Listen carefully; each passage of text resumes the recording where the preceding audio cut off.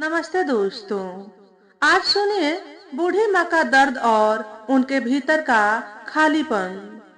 माँ के मन में मानो बरसों का बंधा हुआ बांध टूटकर बह रहा था।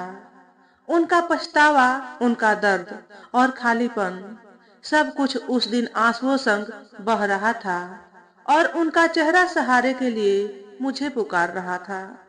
सभी कामों से निबट कुछ देर सुस्ता लेने का मन हुआ। कितनी तेज धूप है। सूर्य का उदंड प्रखर प्रकाश खिड़कियों के रास्ते कमरे के अंदर तक प्रविष्ट हो गया है। खिड़कियों पर टंगे मोटे मोटे गहरे नीले पर्दों को खींच उनका मार्ग अवरुद्ध कर दिया। आहा, अंधेरे कमरे में आंखें मूंद कर रिलैक्स होने का मजा कुछ और ही है। झपकी लगी ही थी कि आंखों में माँ का चेहरा उभर आया, दर्द और पीड़ा से भरा। शायद कुछ कहना चाहती थी। मन व्याकुल हो गया। फोन उठाया। हेलो माँ, कैसी हो? दूसरी ओर से कमजोर अशक्त स्वर आया।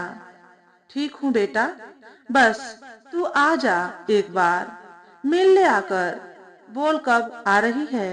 माँ, समझना, एकदम से घर छोड़कर निकलना बहुत मुश्किल होता है। तुम लोग सब मुझे ही समझते हो। समझा समझा कर मैं थक गई हूँ। तो मुझे समझने की कोशिश कर मेरी लाडू। माँ के स्वर में खीज और विवशता थी। फोन कट गया था। झट सुदीप को फोन किया। सुदीप, मुझे माँ के पास जाना है।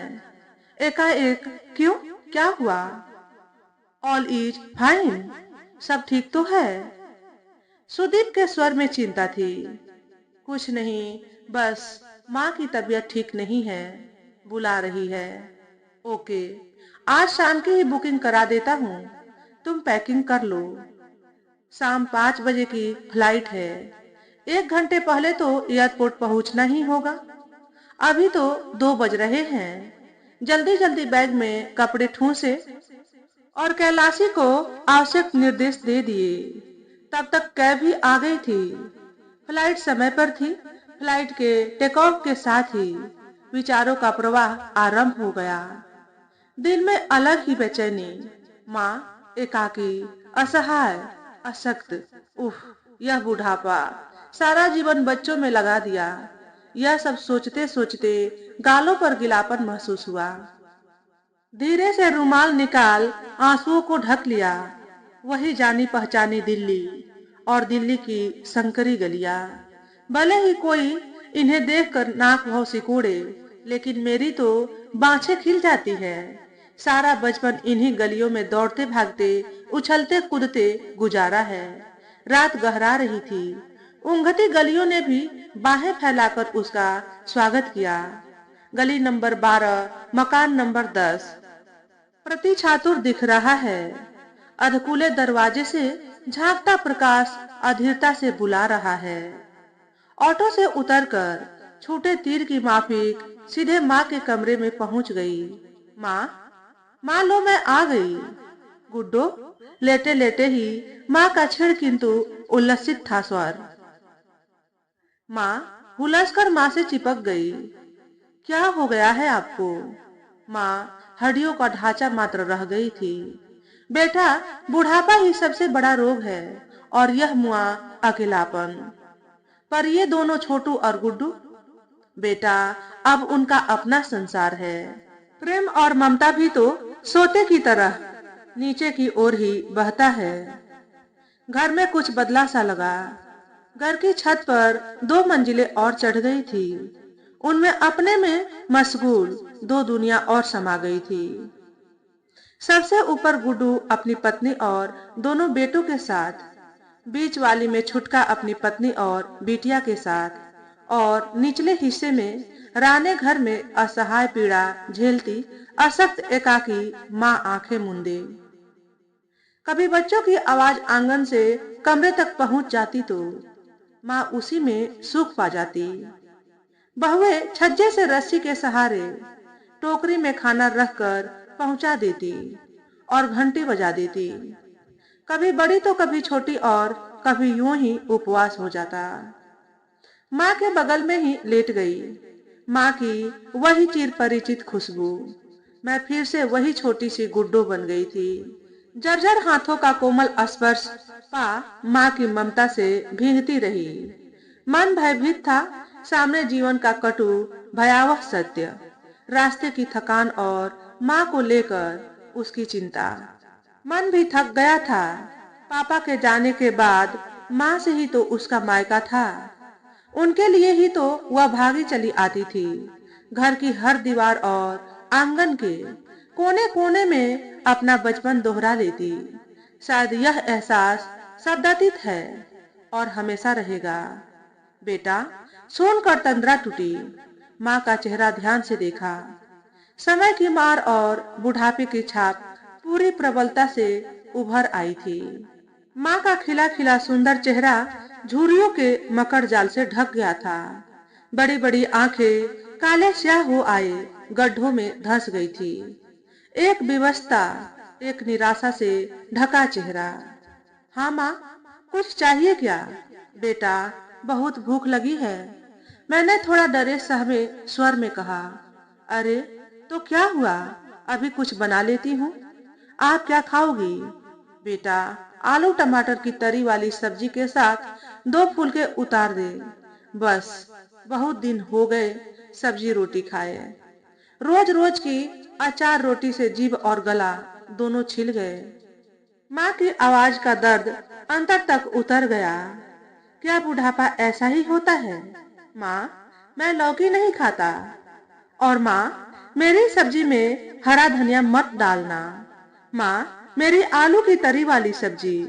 हाँ बेटा, माँ तीनों के नखरे उठाती। तड़के उठकर उनकी अलग अलग सब्जियां झटपट बनाकर टिफिन लगा देती। वही बेटे आज। मैं रसोई की ओर गई और रसोई घर भी माँ की तरह उदास और निराश। कुछ उपेक्षित मेरा हाथ लगते ही कुछ ही देर में रसोई घर काम करने लायक हो गया। गली के पंसारी से जरूरी सामान लाकर गैस चूल्हे पर एक ओर मसाला भूनकर सब्जी चढ़ा दी और दूसरी ओर तवा रख दिया। इतना सब कुछ करने में 1 डेढ़ घंटे से अधिक का समय लग गया। इस बीच माँ दसियों बार पूछ चुकी थी, बेटा, खाना बन गया? एकाएक लगा कि मैं माँ की माँ बन गई हूँ और वे नन्ही बच्ची। उसी कांसे की थाली को साफ कर चमका कर माँ के लिए खाना लगा दिया। खाना खा लो माँ। माँ की आंखें खुशी से चमक रही थी। बाहों का सहारा देकर 2 बड़े तकियों के सहारे उन्हें बैठा दिया। अपने हाथ से उन्हें पहला कौर दिया तो माँ उस बच्चे की तरह खुश हो गई जिसे उसकी पसंदीदा मिठाई एक लंबे अरसे बाद मिली हो। दोनों की आंखों से दुख वेदना का झरना फूट पड़ा। गहरी चुप्पी में बोलती सिसकियां माँ की कमजोर उंगलियां मेरी घनी केस राशि में गुम हो गई। माँ की आंखें कहीं दूर अतीत के किसी कोने में खोई हुई थी। उनके चेहरे की झुर्रियों में छिपी हुई कहानियां जैसे आज खुलने को बेताब थी। मैं उन्हें देखती रही, लेकिन मन में उठ रहे सवालों का गुबार मुझे भीतर तक घुटन दे रहा था।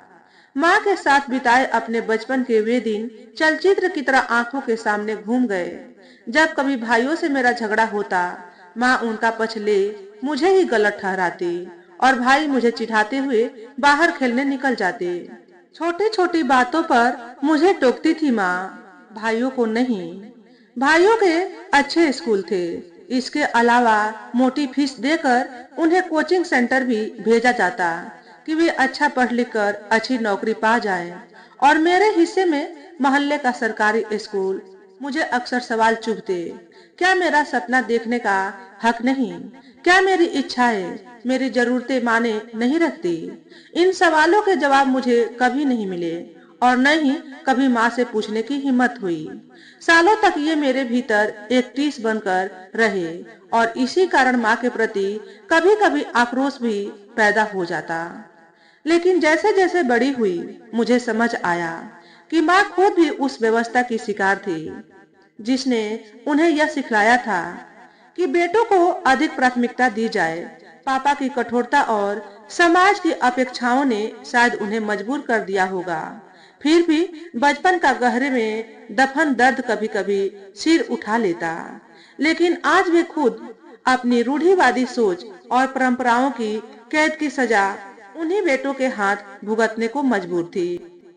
न जाने कब तक मैं भावनाओं के ज्वार भाटे में डूबती उतराती रही। मेरा गला रूंध गया। धीरे से बोली, माँ, आपने हमेशा कहा था कि लड़की पराया धन है और बेटे कुल के दीपक। मेरी बात पूरी भी न हुई कि माँ ने मेरे मुंह पर अपना खुरदरा कमजोर हाथ रख फफक कर रो पड़ी।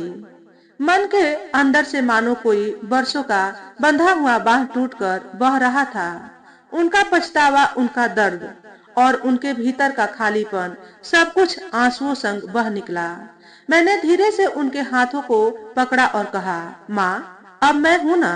अब यह अकेलापन, यह दर्द सब मिलकर बांट लेंगे। माँ ने मुझे खींचकर अपने गले से लगा लिया।